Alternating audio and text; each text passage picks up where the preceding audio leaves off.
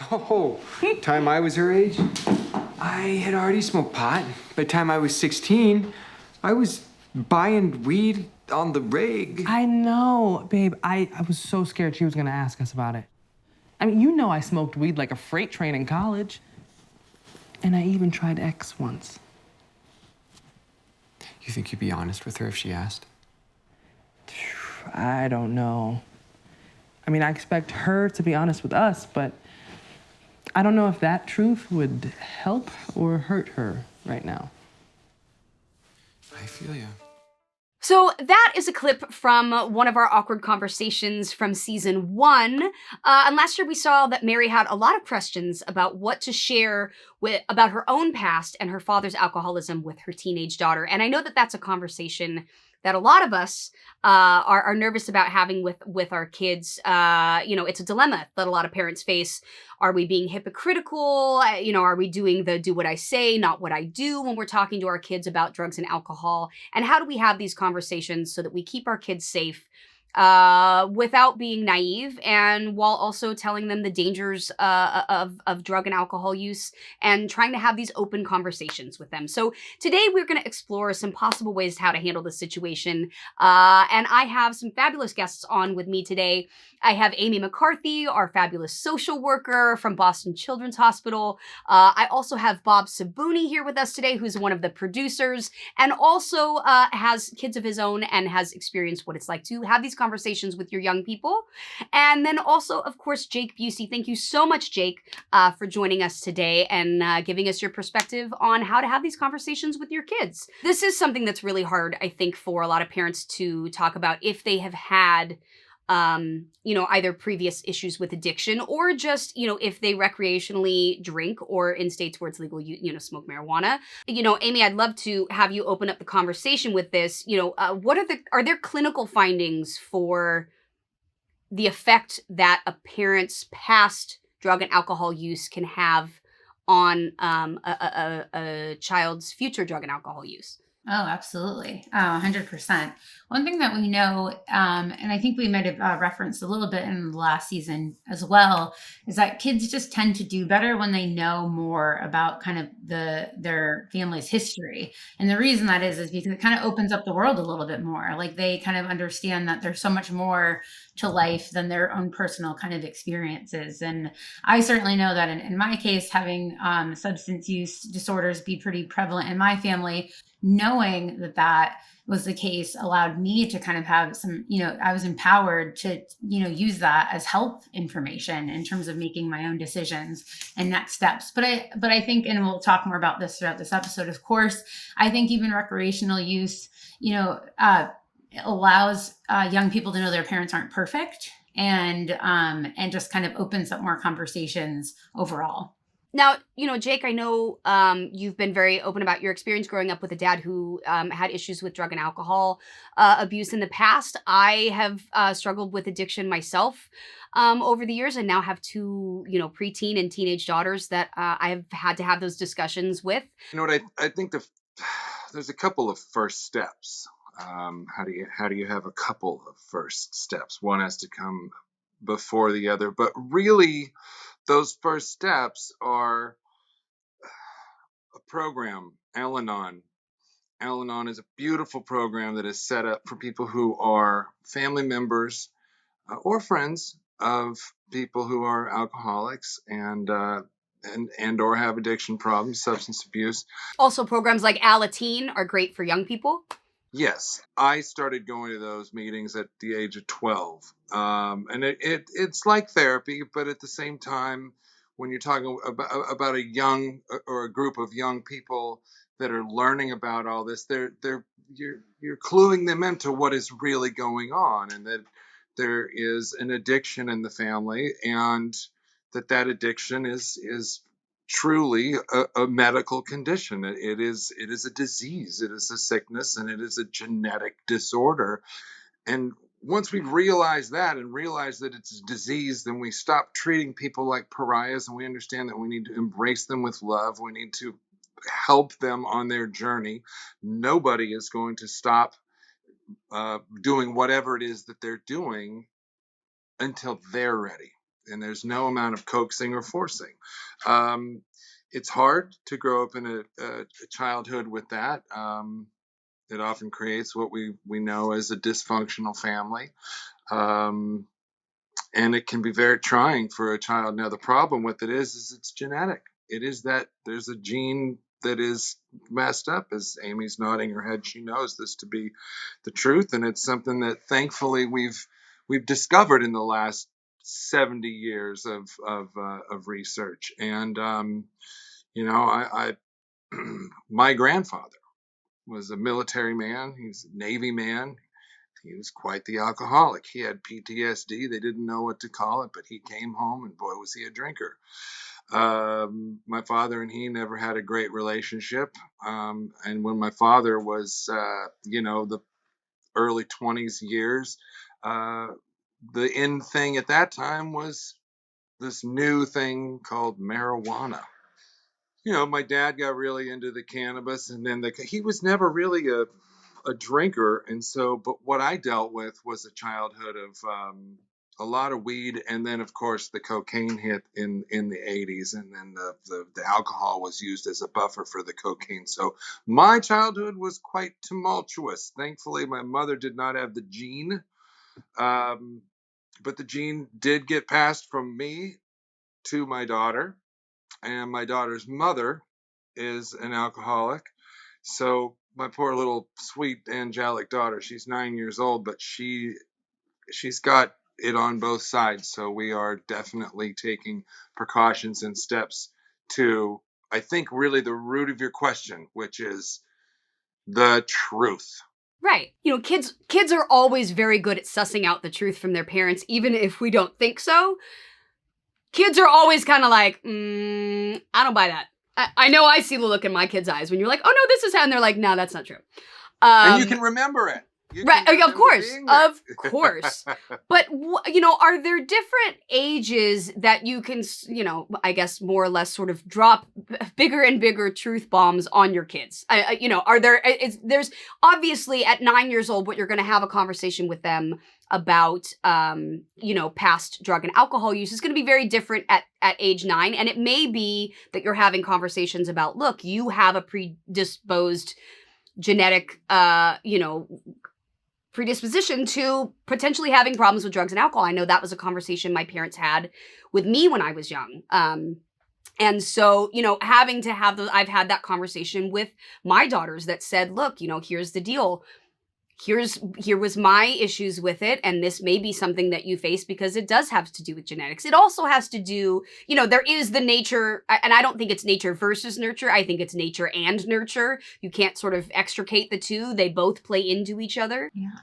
I loved what you said, Jake, about kind of, almost treating this as though, if there's a family history, especially like an allergy, like any other medical condition, because that's what it is. It is a medical condition. And so, when you're talking about health histories and things like that, like, not to leave this out and to be able to talk about it and kind of, normalize and destigmatize the fact that this is like any other medical condition. And it's something that you're kind of to be aware of. I think that also being able to learn about like what programs are going on in a child's school or in other kind of, social groups that they may have around alcohol and drug education can be helpful. Because that can give you kind of a little bit of a jump off of like, well, when and where might my child be hearing about some of these things kind of naturally. And then also being able to, ask your kids about, are they hearing about these things? Do they know what, do they know what alcohol is? Do they know what, drugs are? I remember very much being a young person in those ages and hearing about the ills of substances. And I think also what I really appreciated that you brought up, Jake, is that we need to be very careful not to vilify people who use substances to young people and scare people into, don't use drugs because that you're a bad person, like, because those things just really don't accurately portray the situation at hand. And, Bob, I wanted to talk to you too, because, from the perspective of someone who hasn't necessarily had a struggle or an issue with addiction, but who has been a casual user in the past, maybe, smoked cannabis on and off, has a drink occasionally. What do those conversations look like for you with your kid? You know what I mean? It doesn't look like, perhaps like my conversation or Jake's or somebody else's who has had a history of addiction. It may look very different from that. Yeah, no, it's a great question, Jody. I mean, again, for me, it really comes down to this: is that part of it conversation is easier for me, only in that unlike you guys, I also haven't had my entire life blasted into the world, and so I can sort of have that conversation with them on my terms, and I don't have to worry about where they're going to hear about it or how they're going to hear about it. So that's really important, is that I can sit with them and I struggle with it, like, because I'm very conscious of them not seeing that behavior in me. I quit smoking. The only addiction I've had is smoking, and I was an addicted smoker and smoked for many years. And I didn't have kids till I was older. So when I had my first son, which I was 49, and he's 6 now, I quit smoking because I don't ever want them to see me smoking. So for me, a lot about it is that modeling behavior. Um, so the question becomes in my head, if they ever say, "Daddy, did you ever smoke weed or did you ever do drugs?" And Amy has said that it helps them to understand that yes. Yeah, but I don't know what my answer is right now, and I'm struggling with that. And part of this for me, this journey for me, is to craft that answer, to be ready when that question hits. I think you got to tell the truth. I mean, really, I think you've got to tell them, yeah, I did, and it didn't work for me. Well, the problem is, Jake, it did work for me. I mean, that's the thing. You can say it did, and again, they're different conversations depending on what your family history of how how bad could this potentially get. And so it is going to be a different conversation. Yeah, for me, the thing I also face is that you know I don't I still I've never had an alcohol problem either, and occasionally I'll have a drink, but again, I'll get the question, and I deal with that, and I think we dealt with this in season 1 really well, of why is it okay for you to have that drink and it's not okay for me? Because again, I'm not living in a sober house at this point. And you're also right, and you're not a 10-year-old whose brain is developing. I think, talking about kids in a way where like, look, I think also I know for me personally, I struggled with addiction as a young person. And I lived in a house where that wasn't the case. My parents did not drink. I did not grow up around drinkers.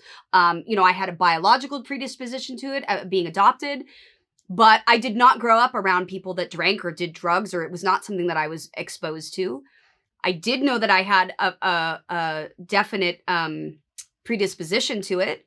I wish it would have prevented me from doing some of those things, but it didn't. But I look back on it now, and I think there were times that I was really afraid to open up to my parents because I thought that they absolutely didn't understand drinking at all or being a young person at all, because I saw them in such a different way, and it wasn't that the door was closed, but it was this you just don't do this. And it was like, okay, but there was never, I felt that I would disappoint them. I felt if I brought this up in conversation, whether it was my behavior or a friend's behavior or something, they were going to be immediately disappointed and judgmental.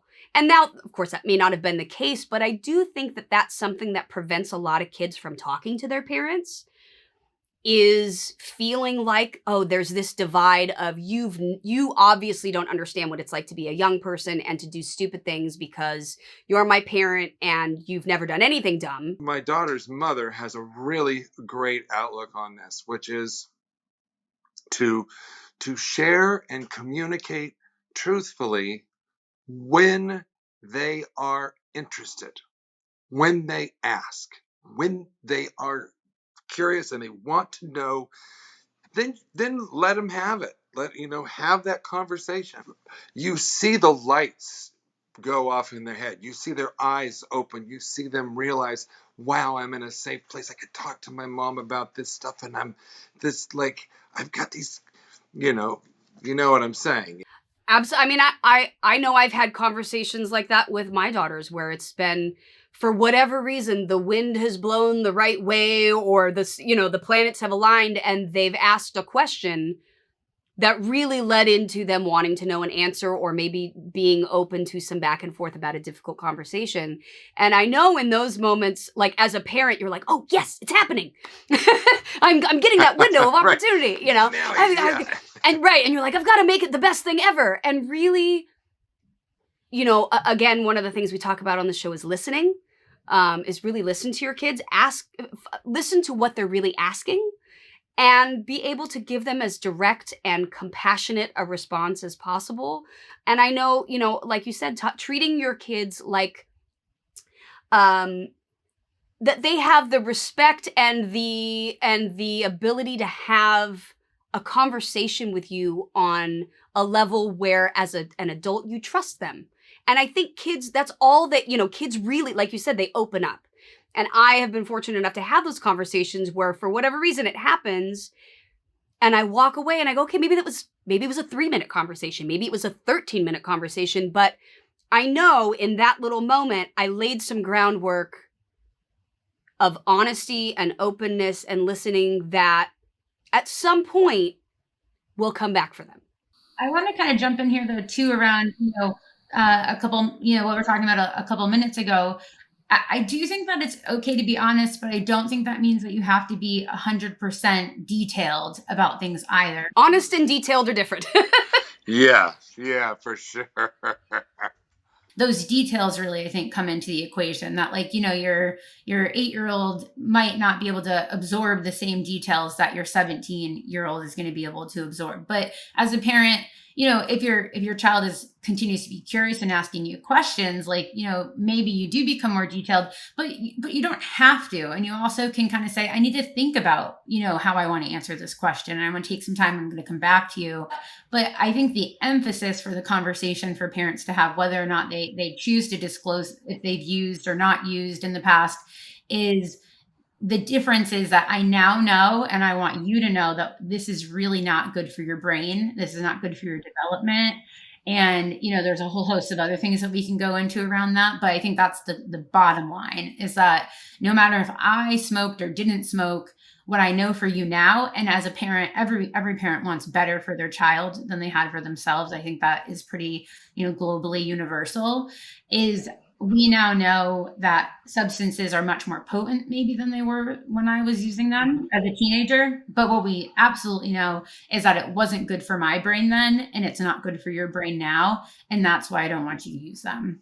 It's so different now. It's so different. And I know one of the things that we keep talking about, but I think is also really important, that I do talk to my girls about all the time, is that drugs today are combined with things that are much more deadly, much more potent, and capable of killing you the first time. Yeah, well, when I was a child, when I was young, it was, don't try heroin, because once you do, you'll be addicted for life. Now it's, don't buy anything off the street because you could just try it and die.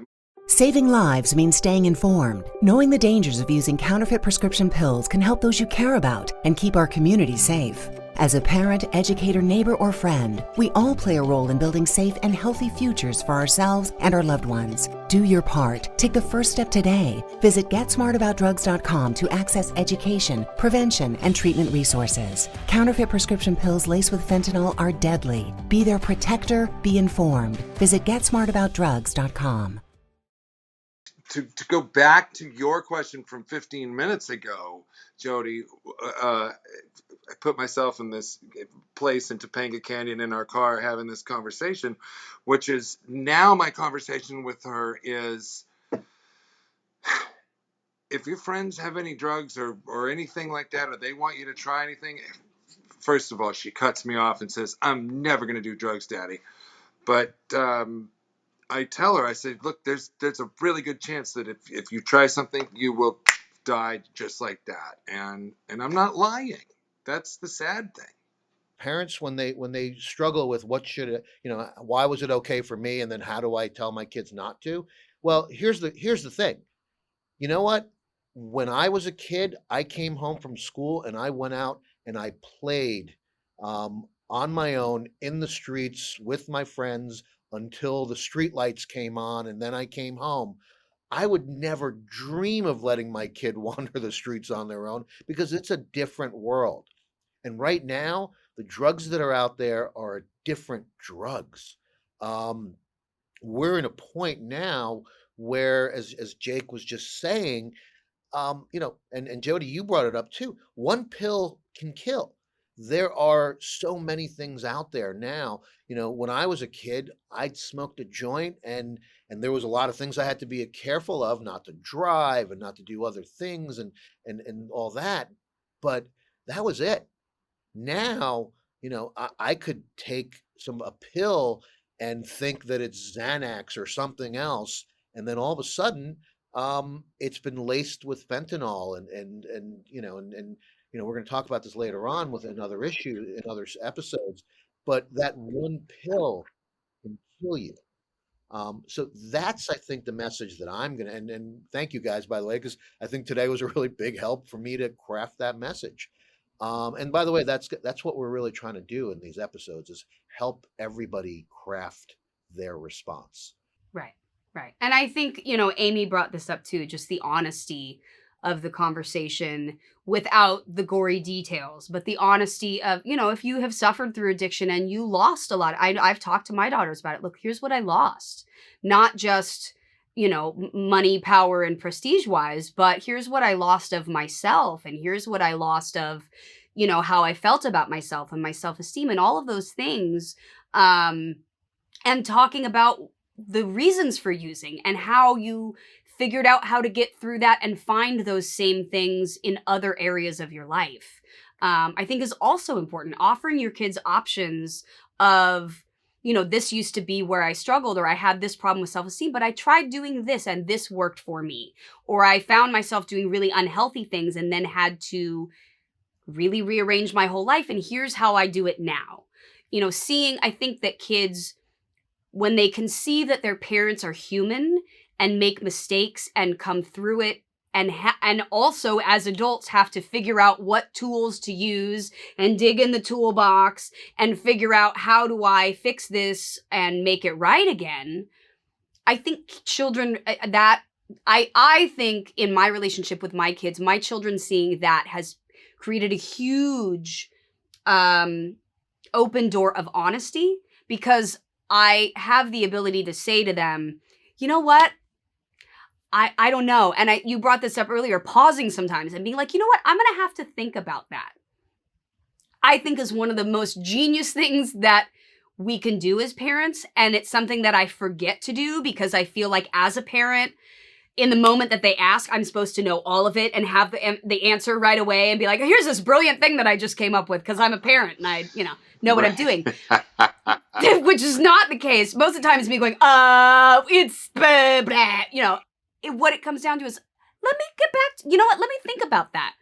Go find resources. Go think about how you want to present this to your kids so that you don't wind up telling them too many details that they don't need to know, or whatever it is. But taking that pause can be really, really helpful. So I think, Bob, talking about crafting that message for your son, be able to take the pause and be able to take and say, you know what, let me think on that a minute. I want to have a really good conversation with you. And I really appreciate, Jake, you having, these open, honest conversations and sharing with us how you have talked to your daughter about, growing up and drug and alcohol abuse and the honest conversations that you've had with your daughter. I really respect that. And thank you so much for joining us today.